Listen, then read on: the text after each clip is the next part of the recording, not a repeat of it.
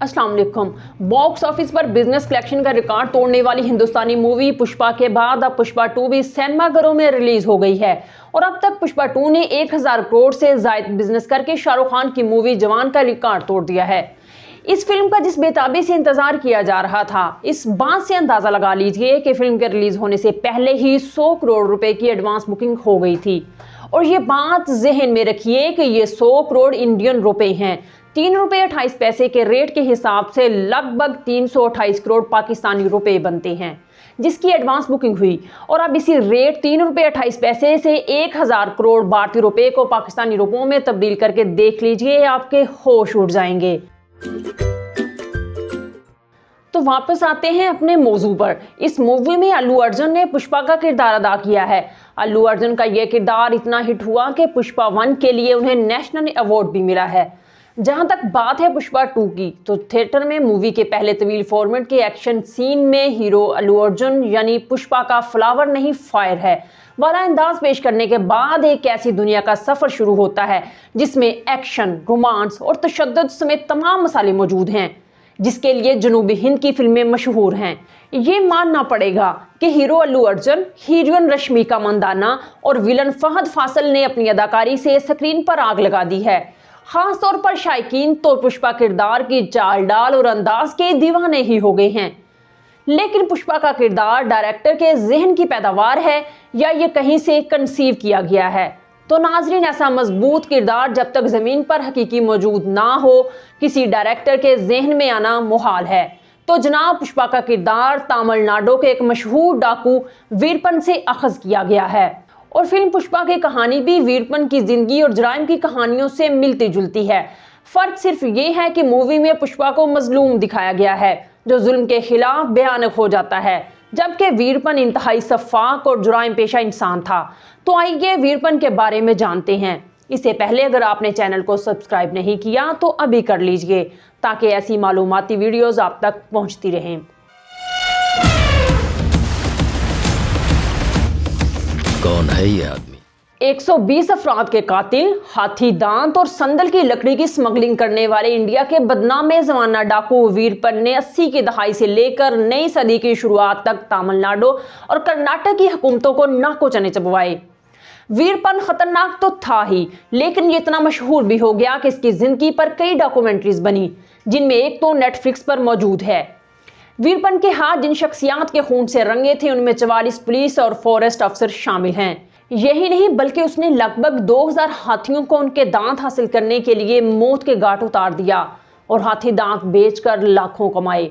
हाथी दांत से वीरपन चंदन यानी संदल की लकड़ी की स्मगलिंग में आए और हजारों चंदन के दरख्त काट कर लाखों टन लकड़ी गैर कानूनी तरीके से बेच दी, जिसकी मालियत करोड़ों रुपए थी।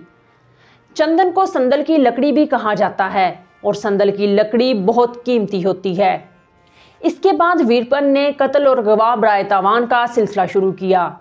यह डाकू कर्नाटक और तमिलनाडु के जंगलों में सरगर्म था, लेकिन ये कभी कभी केरला स्टेट के जंगलों में भी पहुंच जाता। वीरपन का घर बार भी तमिलनाडु के इन्हीं घने जंगलों में था। ये जंगल इतने घने थे कि कई हिस्सों में सूरज की रोशनी भी मुश्किल से ही पहुंच पाती, लेकिन वीरपन के लिए इस घने जंगल में फिरना इतना आसान था जैसे कोई अपनी गली में टहल रहा हो। इन घने जंगलों और नाहमवार रास्तों की वजह से पुलिस के लिए वीरपन को गिरफ्तार करना इंतहाई मुश्किल हो गया था। दूसरे, वीरपन के मुखबरों का जाल इतना मजबूत था कि पुलिस जब अपने थाने से निकलती, वीरपन को फौरन खबर मिल जाती। वीरपन का अपने इलाके में इंतहाई रोबो दबदबा था, इसलिए लोग उसकी मुखबरी करने से डरते थे। वीरपन चाहे इंतहाई खतरनाक डाकू था, लेकिन इस डाकू ने एक लड़की से बहुत मोहब्बत की और फिर शादी भी उसी से की। इस लड़की का नाम मिथु लक्ष्मी था। पुष्पा फिल्म में इस लड़की का नाम श्रीवली है। मिथु लक्ष्मी को तमिल में वीरमल के नाम से जाना जाता है, जिसका मतलब वीरपन की बीवी है। शादी के वक्त मिथु लक्ष्मी की उम्र 15 साल और वीरपन की उम्र 39 साल थी। दोनों मियाँ बीवी में इंतहा की मोहब्बत थी और बीवी ने अपने शोहर का जिंदगी के हर मोड़ पर साथ दिया। मिथु लक्ष्मी ने 2 बेटियों को जन्म दिया, लेकिन वीरपन की बेटियां कुछ अरसा ही अपने बाप को देख सकीं। वीरपन सथियामंगलम के जंगलात और आसपास के इलाकों में वारदात करता था। ये इलाका जनूबी इंडिया की रियासतों कर्नाटक, तमिलनाडु और केरला तक फैला हुआ था। इसकी सरगर्मियां बुनियादी तौर पर इन रियासतों के घने जंगलात और दूर दराज इलाकों तक मरकूज थीं। वो गालों तक फैली हुई अपनी बड़ी बड़ी मूंछों की वजह से भी मुनफरद पहचान रखता था और अखबार में उसकी तस्वीर शाया होने के बाद कई मर्दों ने उसके इस स्टाइल को अपनाया था। 1990 में 3 रियासतों ने मिलकर वीरपन के खिलाफ एक कार्रवाई शुरू की थी जिसमें 15,000 सिपाहियों को लगाया गया था। 3 रियासतों की इस मुश्तरका कार्रवाई के दबाव में आकर वीरपन ने खुद को हुकाम के हवाले करने की पेशकश की थी, जिसकी वजह उसने अपने खिलाफ तमाम केस खत्म करने के साथ एक बड़ी रकम और हथियार साथ रखने का मुतालबा किया था। वीरपन के ये मुतालबात मुस्तरद कर दिए गए और उसके जवाब में उसने महकमा जंगलात के 9 लोगों को अगवा कर लिया था। वीरपन को सिर्फ एक बार 1986 में गिरफ्तार किया जा सका था, जिसके बाद वीरपन 4 पुलिस वालों का कत्ल करके फरार हो गया था।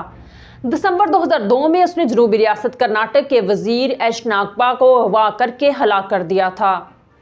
वीरपन ने जनूबी हिंदुस्तान के मशहूर अदाकार राजकुमार को अगवा करके सनसनी फैला दी थी और 3 महीने बाद राजकुमार को करोड़ों रुपए तावान के बदले में रिहा कर दिया गया।